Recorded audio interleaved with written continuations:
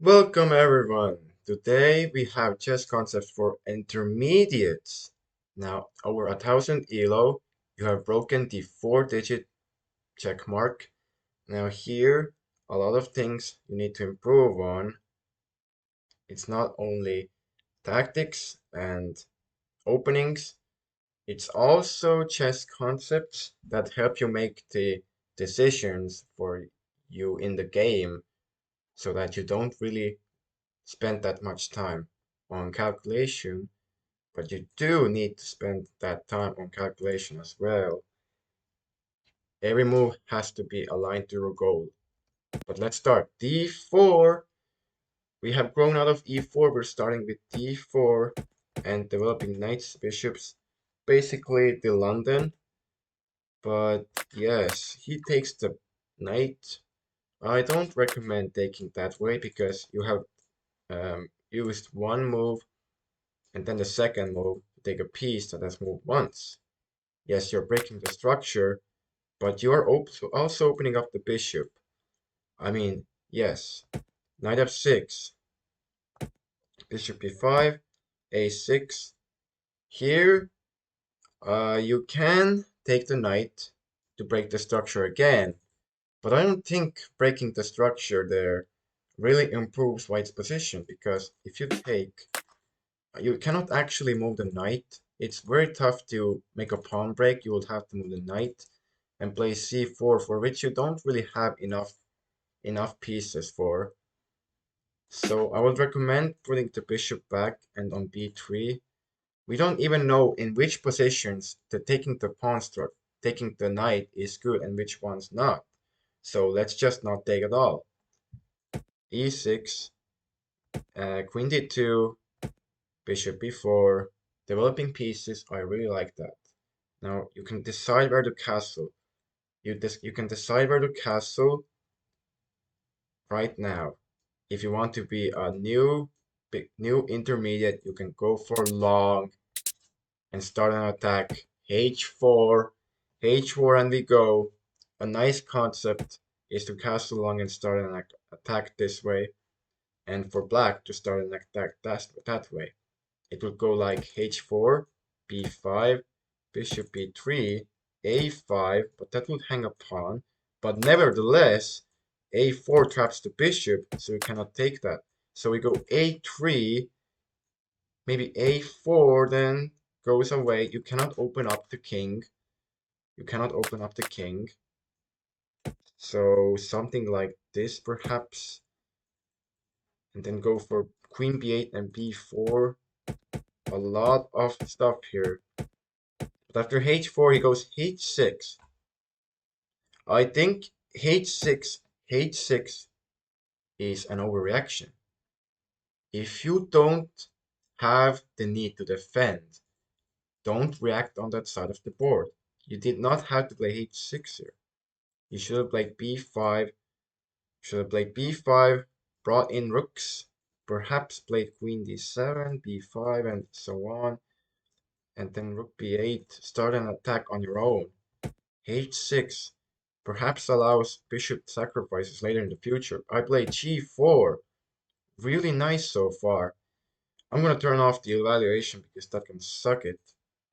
Yeah, you don't get to see the evaluation because I don't think it's not relevant because it's very scary for thousands there. They might overreact. Bishop takes. That's the overreaction. Taking, and now I take with the queen. The only active piece, the farthest piece in my territory got taken, and now black is in big trouble. He's pinning himself.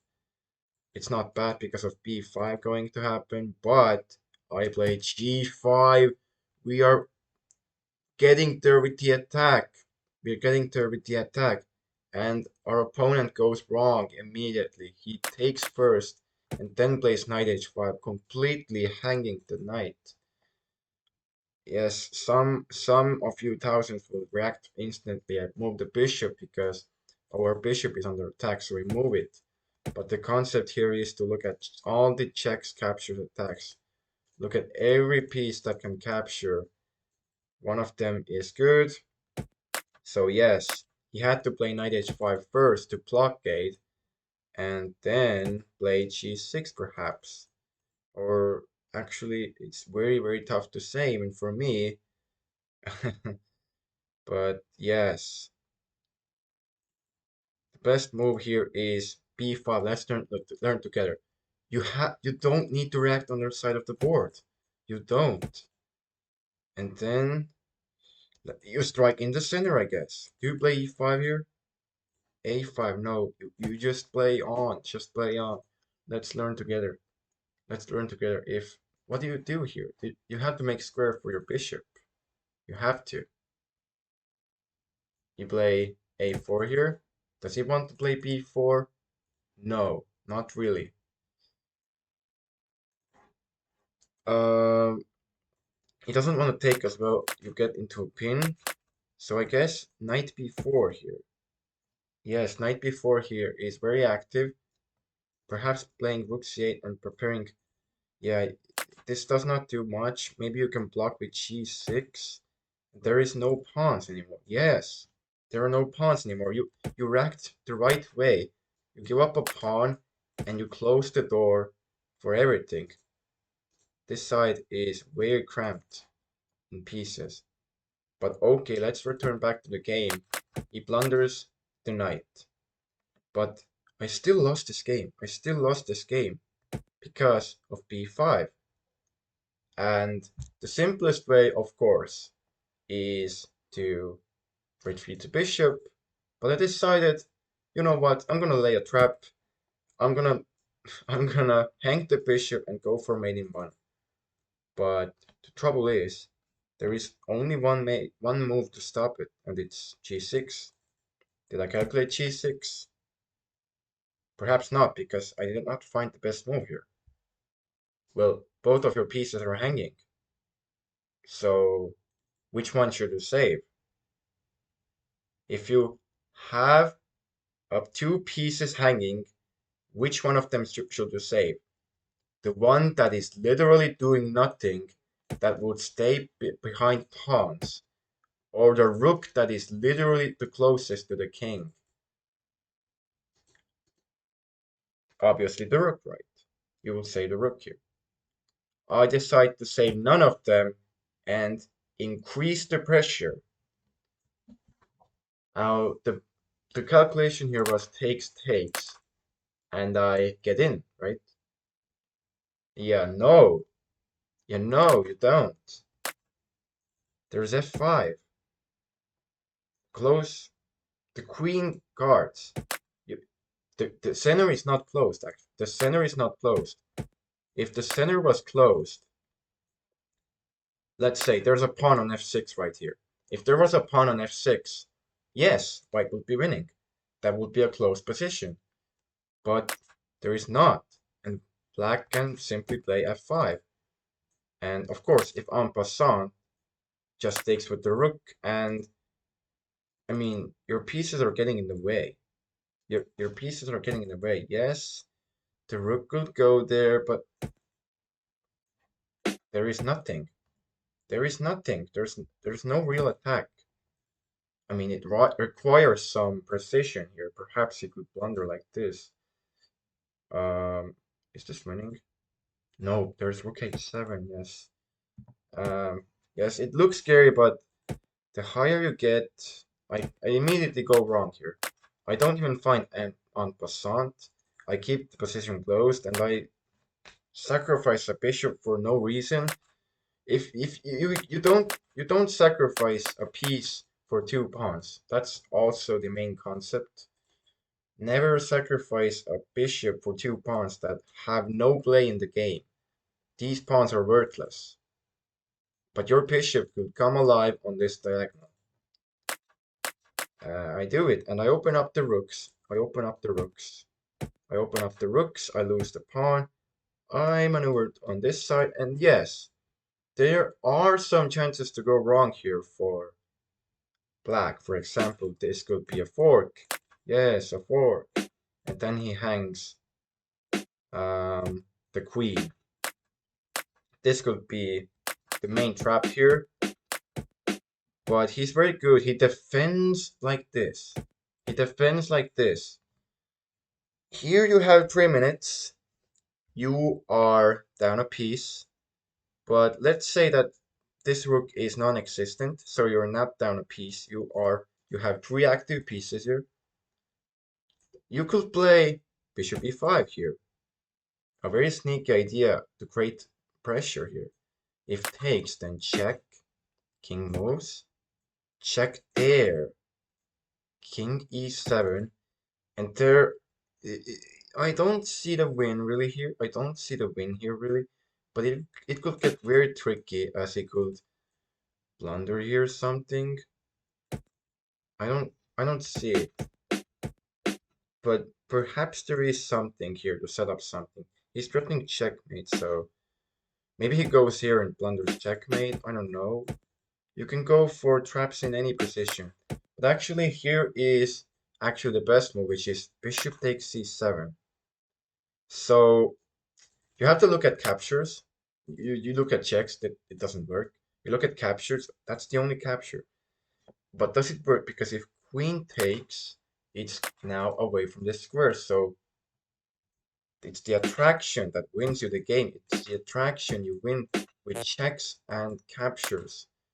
And here you are winning. That would be a very amazing trap if I had found it. And you don't want to move the rook as well. So it's very scary, but here I play just rook h7. I spent 20 seconds on it. I spent only 20 seconds on it. It's not even a check. It's only an attack that it isn't calculated. I mean, it isn't even calculated.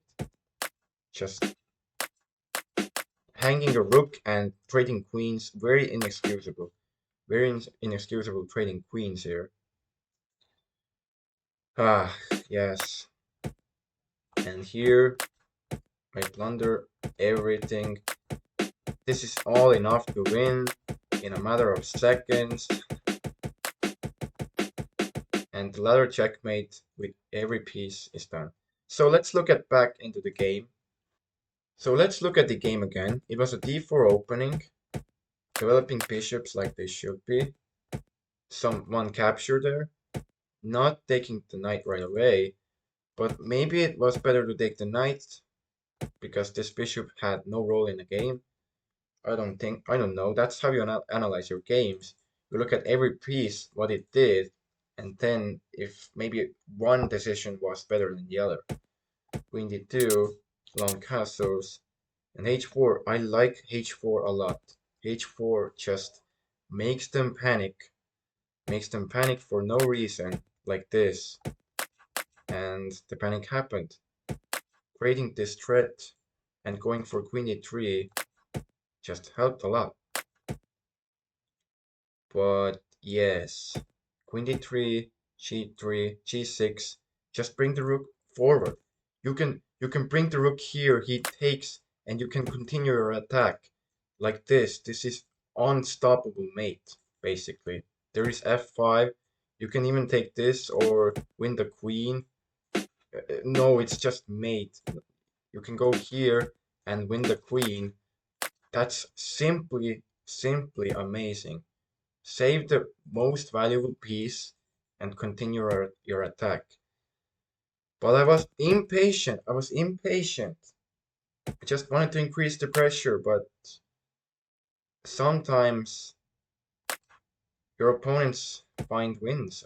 They find the best defenses because you did not find their ideas. And all of it goes away. Advanced me will have found some nice trick, but not this one. And this was all over. So yes, find your openings, develop pieces, start an attack. So yes, find your opening, develop pieces, decide to maybe castle even long to start an attack.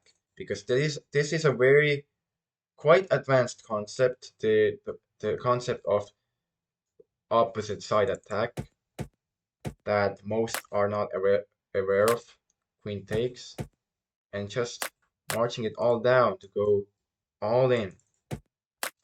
But unfortunately, there was this misconception, and look at your opponent's ideas. It was not a closed structure, so you cannot afford these kinds of sacrifices. So yes, and also save your time, think through. You have three pieces on the attack, meanwhile he has two defenders, so there could be anything happening here. But if you like this video, I thank you so much that you looked at this through the end. I thank you so much, and I will see you in the next one. See you.